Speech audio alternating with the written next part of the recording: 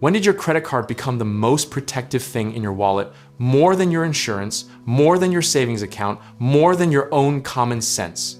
We are living in a moment where lawmakers and regulators are eyeing credit cards like they're the villain in a financial horror movie, ready to cap fees, restrict access, and protect consumers. Except nobody's asking what consumers get pushed toward when the cards disappear.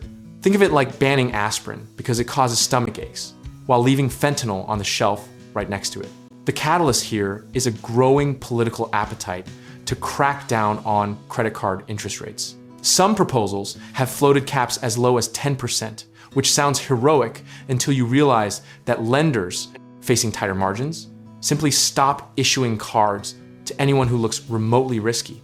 We saw this movie in 1978 with the Marquette decision, and again after the 2009 Card Act, where tighter rules led to fewer approvals for lower income applicants almost overnight.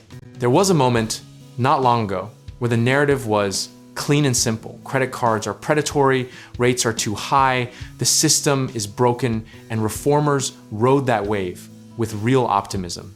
But the data started whispering something uncomfortable. The consumers most likely to lose card access are the exact people reformers are trying to protect. The psychological tension here is real, because nobody wants to defend a product with a 24% APR and the audacity to charge you a late fee on top of it. And yet, financial researchers, like the ones at the Urban Institute, keep pointing out that cardholders, even struggling ones, have something payday loan borrowers fundamentally do not: a federal paper trail, a dispute button, and a number to call when something goes wrong. History doesn't repeat, they say, but it absolutely plagiarizes. And the pattern here is consistent across decades.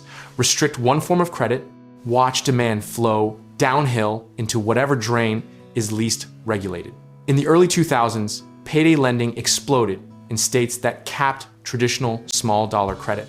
And by 2006, the military had to pass its own law to protect service members from lenders circling the financial wreckage.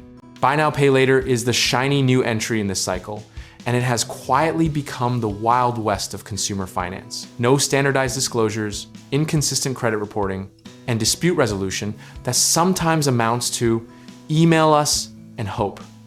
Your credit card, for all its sins, is governed by the Fair Credit Billing Act, which means you have 60 days to dispute a charge, and the burden of proof shifts to the merchant, not you. Here's the misconception worth dismantling directly. Expensive does not mean unprotected, and cheap does not mean safe. A payday loan at 300% APR with a 2-week term and 0 dispute rights is not a better deal than a credit card at 22%. And yet millions of consumers end up there not because they prefer it, but because they had no other door open to them.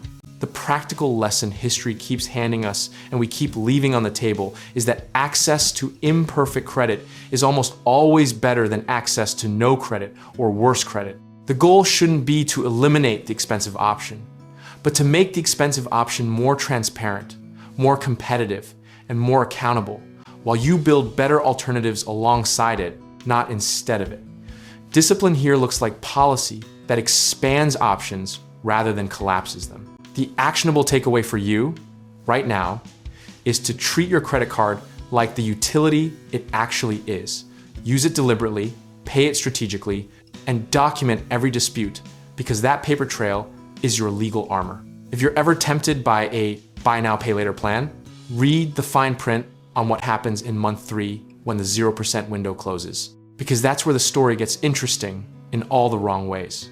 There's a beautiful irony buried in all of this. We spent decades teaching people that credit cards were the trap, when it turns out the trap was always the thing waiting around the corner once the card was taken away. Regulation without a landing pad isn't protection. It's just a different kind of exposure. The philosophical truth here is that financial dignity isn't about having access to perfect products, because those don't exist. It's about having access to products where the rules are written down, the recourse is real, and someone is legally obligated to answer the phone. Discipline, in this context, means knowing what you have before you're told you can't have it anymore. We don't have to love the credit card industry, and candidly, nobody's asking us to, but we do have to be honest about what fills the void when it contracts. Comfort with any outcome here starts with rational preparation. Know your credit profile, know your options, and know that the least glamorous financial tool in your wallet might be doing more heavy lifting than you ever gave it credit for.